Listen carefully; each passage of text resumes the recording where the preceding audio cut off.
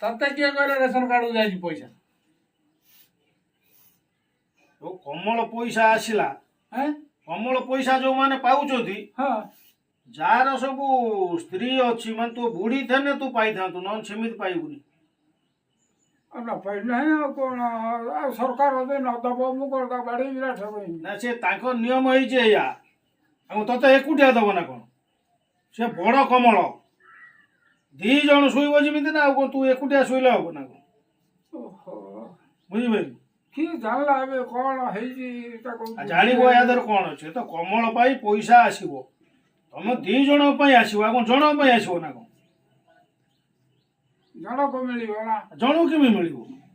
ଓହୋ ସେ 2 ଜଣଙ୍କୁ ମିଳିବ, ଯୋଉମାନଙ୍କର 2 ଜଣ ବୁଢା ଥବ ବୁଢୀ ଥବ ସେଇମାନଙ୍କର ଆସିବ। ତତେ ଏକୁଟିଆଟା କାହିଁ ଦବ ଏଡ଼େ ବଡ଼ କମଳଟା? ହେଇଥିବ ଆଉ ସେଟା ବୁଝିଲେ ହବ ଆଉ। ଗୋଟେ ଗାଡ଼ି କରିକି ପଳେଇ ଯାଉନୁ ଭୁବନେଶ୍ୱର, ସେଇଠି ବୁଝି ଆସିବୁ। ହେଇଥାନ୍ତେ ହେଇ ସବୁ ମନ୍ତ୍ରୀ MLA ସବୁ ଅଛନ୍ତି ସେଠି, ବୁଝିହେଲା କି? ଆମର ସେଠି ବିଧାନସଭା ଚାଲିଛି ଏବେ, ତୁ ଏଇ ବାବଦରେ ପଚାରି ଆସିବୁ ଯାଉନୁ। ଗୋଟେ ଗାଡ଼ି ଡାକିଦେମି ଅଟୋ।